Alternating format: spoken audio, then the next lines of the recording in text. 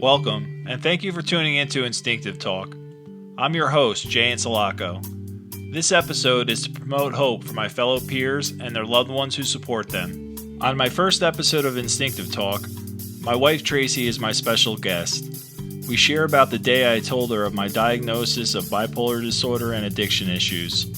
We talk about an episode of mania I had when my daughter was 9 months old and how it was a pivotal moment in my recovery.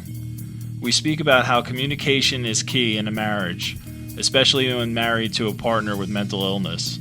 Thanks for tuning in, and enjoy this episode of Instinctive Talk. Hi, this is Jay Insalaco, and I'm your host of Instinctive Talk. Today I'd like to introduce my wife, Tracy. Hi, Trace. Hi, Jay. Hi, everyone. How are you? I'm good, thanks. How about you? I'm good. I'm glad to have you on. You're going to be my first guest on this podcast. Well, I'm very honored to be that first guest that you have. Well, I started to speak about, our relationship slightly in my trailer episode, but I figured with your idea that you would like to be on the podcast, and I thought that was perfect. And I also feel like you suitably should be my first guest. Well, that's quite an honor. Thank you. Well, I love you. And the feeling is mutual. I love you too. And I'm really proud of what you're doing. I think it's going to do great things for a lot of people. I hope so. That's the goal. Just open conversation about mental health and addiction and things like that, just so, people have a place to go to maybe, hear some hope or some information that could, help touch their lives or their loved ones' lives. Yeah. And I mean, it's such a, important subject to talk about. And I think, with your level-headedness and all of that, you're definitely going to reach a lot of people. And I think that's so important, especially in today's day and age, and hopefully take some of the stigma away from it. Well, I hope so. And I think that the more, people like myself and my peers and, people like that open up and, basically show a face to the illness, I think it would open up the conversation. And I think nowadays, more than ever, it's really coming out into the forefront about mental health. Yeah, absolutely. Well, I just wanted to start off. Me and you met in 2002, so we've been together for 20 years. Wow. Right? I mean, that's a long time, Jay. I know we've been together for 20 years. And, I touched upon, that phone call and the reason I keep bringing that up, that phone call when, you told me that you just wanted to give me a hug after I told you about my diagnosis and, my addiction issues. And you just wanted to give me a hug. I say that often, and I say that in my talks because it was such a pivotal point. And I really want to stress that because I want you to know that when you said that, it opened my eyes to something that were kind of closed and I was in the dark about for a long time. It was that internalized stigma that I had that people would judge me for my illness. And I wasn't open about it at all. Right. And I think from my perception, it was more of to have, you were diagnosed at that point, I think 7 or 8 years. And I think from my perspective, or anyway, from your perspective, I'm sorry, was that it was somebody that was a complete stranger and they had acceptance of you. You know what I'm saying? That I said that. I think it was just a breath of fresh air, that it wasn't that stigma like we kind of talked about. So I think there was some, relief that someone that didn't know you long and well, like your family, there was an instant acceptance. And I think looking back on it now, I think that was a big turning point for you. And it was, and that's the reason why. And then when you said you wanted to give me a hug, it was just like, I wasn't sure. I didn't know exactly where it was going to go from there, but I think it was like maybe 2 days later, we were in the park, drinking coffee, talking and telling stories about our lives. And right. it was just a different reaction than what I was expecting, And I could sense the vulnerability, to tell somebody something so personal and private about themselves, especially something like that about, having mental illness. I could sense that about you, that it was a very vulnerable moment. And I could see it was almost like a shame sort of thing that you were saying it. So that's why I just felt like I wanted to give you a hug, that there was something in your voice, that I could sense that you felt ashamed of that, and I mean, along with your diagnosis, there came recovery as well. So besides that, you had this diagnosis, you also, to me, you had 8 years at that time, clean and sober. So to me, that should be celebrated. And I just wanted to hug you and just tell you I was proud of you, Yeah, and at not that, even knowing you that long. yeah, and yeah, at that point, yeah, I was in recovery for 7 years. Yeah, clean and sober. I think mainly from the beginning, our communication was key. I think that we spoke about everything and anything. And I think that was like one of the key things that we always had was communication from the beginning. I mean, and yes, we talked about it, but I would say that, we learned how to communicate together, because I think everybody's way of communicating is a little bit different. So we had to learn each other's style. But I think absolutely, we always knew, like I knew where you stood, and we knew what our goals and our morals were and all of that, because we had those communication skills together. Well, that, and I also believe that once that was out and in the open, I think we both had the same kind of goals. We both wanted to get married. And I think once that was out of the way and I felt better about it, I didn't have any issues, getting married, because I think, what was it, 3 years later? I mean, we were already Hmm. married, Yeah. and, we were planning on having kids. And, that was always a question, honestly, I didn't want to pass the gene down. So I was nervous about it, but we spoke about it, and we were both in, on the same boat. Right. Talk to your doctors. We did. We had conversations with them. Yep. Yeah. But you know what? I think you are so easy to love that if that ever happened to one of our children, or ever does, we will love them just the same too. Yeah, Acceptance. absolutely. And you're saying acceptance, but acceptance came for me very easy with you. That's when, the journey of recovery can happen. And Hmm. I just, I love you for that. And you really showed me something about myself, that it's just an illness that could be, tamed, just like diabetes, if you take care of it and go to the right doctors for it and you do the right things, Hmm. with, And I always knew that about you. I mean, yes, you had been living with it for this long, when I had met you, but you were definitely proactive in your own mental health care. I was just supporting you during the journey. That's all I was. It was easy. It was easy to love you for that. when we got married in 2006, everything was going pretty smooth. We were still living in Hillside, and, we were planning on, starting a family. 2007, we had our daughter. When Grace was born, that's kind of when we started our, journey up here. And we bought our house, and then, Hmm. then when we moved up here, and then our house needed, some work. Me and your father were working on the house every night, and I think it was pretty stressful, because I think I started with my commuting and working at the house every night. And, I had that episode when Grace was about, 9 or 10 months old. I kind of wanted you to talk about that a little bit, because I want. Yeah, from my perspective. Right. Right. So the thing is, when a lot happened once we got married. A lot of big life changes for both of us. And we got married, we bought a house, we were having a baby. We were fixing up our house, and a lot had happened in a very short amount of time.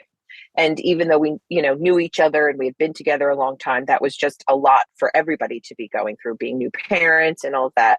And I think she was around 9 or 10 months old. And the commuting and the late hours and all of that stuff, I could sense that it was sort of getting to you, that there were some changes and stuff like that. And I definitely noticed it. And before all of that, I tried to again be very proactive and do what I could to make sure that you had good mental health and all of that stuff. So I started to notice that things were changing and all of that. So I had a conversation with you again, our communication, and I could see that you were struggling. So I said, I think we needed to go see somebody. So I had called my family and had them come stay with Grace. And I remember distinctly that I had come into our room and you had like a backpack out. You were like packing things in it, and I was like, Jay, what are you doing? Well, because So you had said to, honestly, Trace, like every time that I was brought to a hospital, I had to stay there for like 30 days. It was like I knew I it just felt like, I was going to the hospital, I was going to be admitted, and then I was going to have a hospitalization stay. And I didn't think I was right, coming back for weeks. right. But and I remember saying to you that, are you going to hurt yourself? Are you going to hurt Grace or I? And you looked at me like I was crazy. And I said, you're going to come home with me. They're going to, you know, check you out and do all these things. And then you're coming home and we'll get through this and everything's going to be okay. And I could just see your expression on your face change in that moment. And there was definitely some doubt. I could see that you didn't really believe me, but we Nah, I got thought I was there going and away. I thought I was going away and I was going to be gone for weeks on end. And it was like, that was the routine in those first 7 years before I met you. Like I would be hospitalized and, they would change all my medications. It took me months to get back on my feet. And I'm thinking, man, I got to start this all over again. And that was the routine. And did that happen? nope, it did not. I mean, we went to that hospital and we sat down and honestly, in the back of my mind, I'm thinking, well, they're gonna take my belt, my shoelaces, and I'm gonna go into a locked ward and I was gonna be there for weeks, but it didn't happen that way. And that was a big eye opener there too. Right. And you got to come home that night. We came home together and the first couple days were an experience because you had never had a full-blown episode before. So, and I was a new mom and all of those things. And it was an eye-opening experience for me, but we got through it. And with the support of family and supporting each other and all of those things, that's how you get through these kinds of things. You again talk to your own family and I talked with your doctors and all of that stuff as well, and we got through it. So it was a learning experience for both of us, but I think we can both proudly say that since then we haven't had that experience since, and Right, our daughter's right. going to be 14. Yeah, and that's So again, yeah, yeah. Grace was about 9 or 10 months old, so it's been almost 13, a little over 13 years, and I really haven't had any issues like that. And that no. was a game changer for me. Just those two incidents alone, like where you accepted, the diagnosis part, and then you show me that we could work through that episode. And I mean, it was a whole lot different than what I was used to, and it was It's very flattering that you give me all this credit, I will say. However, you're the one that does the work. In the reality of it all, you are the one that does the work. Yes, we're a team in a lot of parts, but you are the one that goes through it. So you get the credit for that. And it is quite flattering. And I do love you for that. But you do the work, Jay. I love you, and I, truly want to say that I love you because of everything you stand for. I love your family who taught you how to love like this, and I just feel blessed to, be in the family like that. 50 years. 50 years they're married, my parents. Yeah, We 50 just years. celebrated. I'm happy to be a part of the family, And they love you. and I That's know for it, sure. and I know it. When was it that we started to talk about, when it was a good time to talk to our kids about mental health? So I think that we always knew that we wanted to talk to the kids about it. We were not going to keep this a secret from them, whether it be your sobriety or your mental health, anything like that. Right. Um, so I think that the kids started to notice as they got a little older and were going to bed later that you were taking medication every night. So I think both of them sort of asked you why you take the medicine. So we kind of talked about it and how we were going to, open that discussion with the kids. And the next time they kind of asked, we had the conversation with them about that you had to take medicine every night and that it was, something to keep, your mood and your brain in a happy place of, so that you felt like you could be successful every day in your work and all of that. So that some people take medicine for diabetes or other sicknesses that they have, that's why you took that medicine. They knew that you went to the doctor, obviously more often than me or them, because we typically go when we're sick, but Right. you go because that doctor helped you, be able to talk about your feelings and all of those things. And all of that is so very important. And I think that kind of opened a discussion. And I think one of the kids, and I don't remember which one, asked if it hurt you. Do you remember that? I do That remember having that. this, Yeah. Yeah. yeah, one of the kids asked if it hurt, if your brain hurt from from having this. And we told them what it was. We told them it was something called bipolar and that you did speak to other families. And I mean, it was just a sweet and innocent question. And I think we handled it the best way we knew how for the age that our kids were. And we still have conversation about it. I think it's very important. And, we also talk to the kids about how, going to these doctors helps you, but, it helps you be able to talk about things and how we feed our bodies good foods. We have to help feed our mind and keep our mind healthy. And that's what this does for you. And I think that was the best message that we could give them at that, moment. Yeah. So Yep. it's not like we ever, the other thing is we celebrate your clean date. Since, they've Yep. been born, we celebrate your clean date. It's like a birthday in our house. It's Yep. something that we celebrate. Every year on April So 5th. Yep.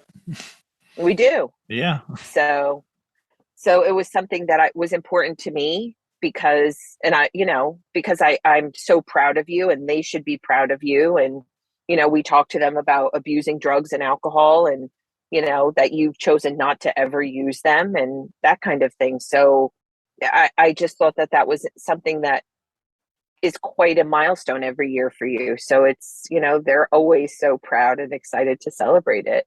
And it's a wonderful thing. Yeah. It's hard to believe that this past April I celebrated 27 years clean and sober, and 27 years with my diagnosis. I mean, it just seems unreal, like how long it's been. And honestly, Trace, since I met you uh, in the last 20 years, I say 27 years clean and sober, and that's how long I've, had my diagnosis. But 20 years of the 27, really, I've been living mentally well, and that has a Mm. lot to do with meeting you. Well, thank you. Yeah. Thank you. Well, Thank you. I have a question here. Over the last 20 years, what do you think the biggest lesson that we learned together was? That's a good question. I honestly, and I know we've said this, but I would say communicating. While, we've had great talks over coffee, once you get married and have children and jobs and life, I think we've learned to communicate in other ways where, one of us may want to sit and talk and immediately kind of sort through everything and all of that. The other needs to kind of sit with it and think about things so that they're not reactionary. So learning a healthy way to communicate for both of us has been instrumental in making us as successful as we are as a couple, because there is definitely a learning curve that comes with it.